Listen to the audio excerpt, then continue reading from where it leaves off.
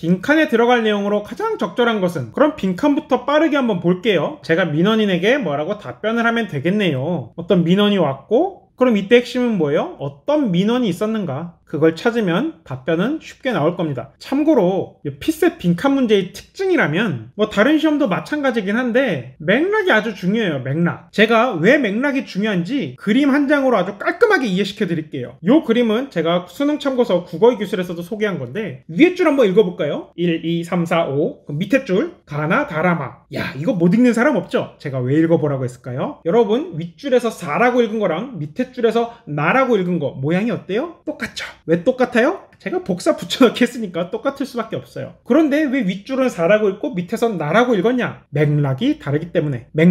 맥락이 진짜 중요해요. 지금까지 나왔던 피셋 기출문제들을 보면 빈칸이 들어가 있는 문단만 보면은 정답이 2개 이상 가능하나 전체 지문을 고려하면 정답이 하나로만 결정되는 그런 문제들이 많이 있었거든요. 그래서 7급 피셋에서도 이러한 빈칸 문제가 나온다면 항상 뭘 주의해야 되느냐? 앞뒤 맥락을 충분히 봐야 돼요. 그러니까 웬만하면 빈칸 문제는 처음부터 쭉 다 읽어가는 게 좋아요. 출제자는 빈칸 단락 앞뒤만 읽은 사람들이 틀리도록 문제를 그렇게 설계하거든요. 이 문제도 약간 그런 흔적이 있어요. 제가 한번 보여드릴게요. 자, 학술 연구자 정보망에서 A의 기본 정보는 조회할 수가 있는데 연구업적 정보가 조회되지 않는다라는 민원이 있었대요. 어떻게 답변해야 될까요? 요거에 대한 답변이 핵심이죠? 그럼 그 답변을 찾아봅시다. 기본 정보 제공하는데 동의하였으나 요거는 이제 and를 나타내는 기호고 이런 식의 논리 기호에 대해서는 이 논리 퀴즈 매뉴얼에서 엄청나게 훈련할 수 있어요. 그냥 사고 기본서라고 생각을 하시면 돼요. 논리 퀴즈 맞추는 건 물론이고 여러분들의 생각의 질서를 꽉 잡아줄 겁니다. 하여튼 and, A 모양이랑 비슷하니까 헷갈리지 않죠? 기본 정보 제공에 동의했으나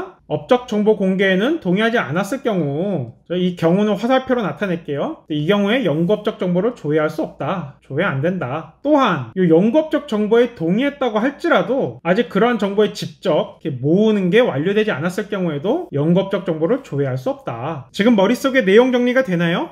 기본 정보 제공에 오케이한 경우일지라도 업적 정보 공개에 동의하지 않았을 수도 있고 혹은 업적 공개에 동의했다 할지라도 아직 집적이 완료되지 않은 경우 이 두 경우에 어떻게 돼요? 기본 정보는 조회가 되는데 업적 정보 조회가 안 되죠. 이게 바로 민원인의 상황이네요. 그래서 이제 갑이 물어봐요. 만약에 업적 정보 공개에 동의하지 않은 경우에 그때 화면에 어떤 게 표시되나요? 그러니까 이제 이때 어떤 게 표시되냐고 묻는 거죠. 그랬더니 뭐 정보 공개에 동의하지 않습니다라는 문구가 표시된대요. 만약에 집적이 완료되지 않은 경우에는 업적 정보 집적 중이라는 문구가 표시되고요. 그러니까 이때는 동의하지 않았다라는 메시지가 뜨고 이때는 집적 중이다 이런 메시지가 뜬다라는 거죠. 민원인은 무슨 문구가 표시되어 있다고 하던가요?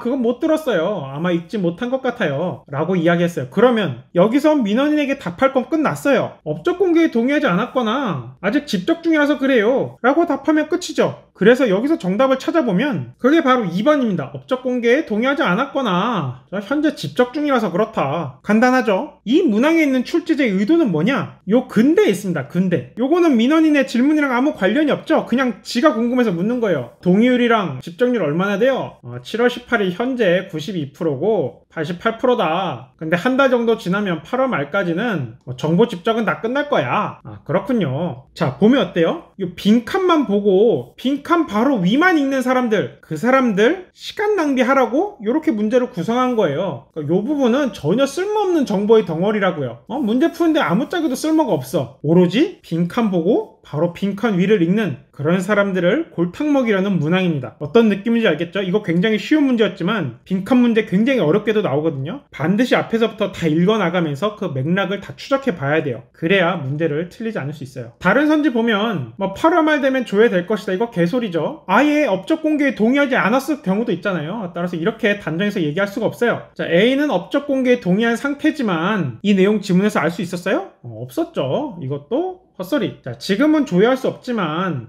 학술 연구자 A가 업적 공개에 동의했다면 한 달 안에는 그의 업적 정보를 조회할 수 있다. 이건 뭐가 이상해요? 한 달 안이 틀렸죠? 8월 말까지니까 7월 18일 기준으로 한 달하고도 거의 보름이 걸리니까 한 달 안에라고 이야기할 수 없다. 이렇게 명백하게 틀린 이유 외에도 공무원은 상황을 가정해서 답변할 필요가 없어요. 제가 청문회를 보니까 공무원은 가정적 상황에 답변하지 않습니다. 이렇게 다 피해 나가더라고요. 그냥 건조하게 A가 업적 정보 공개에 동의하지 않았거나 현재 집적 중이라 그럴 수 있다. 이러면 끝이에요. 5번 정보 공개에 동의하지 않았다. 이거 알아요? 몰라요? 모르죠? 맞죠? 3번과 마찬가지 이유로 지문에 제시되지 않은 정보를 선택지에서 단정했기 때문에 이런 건 적절하지 않습니다.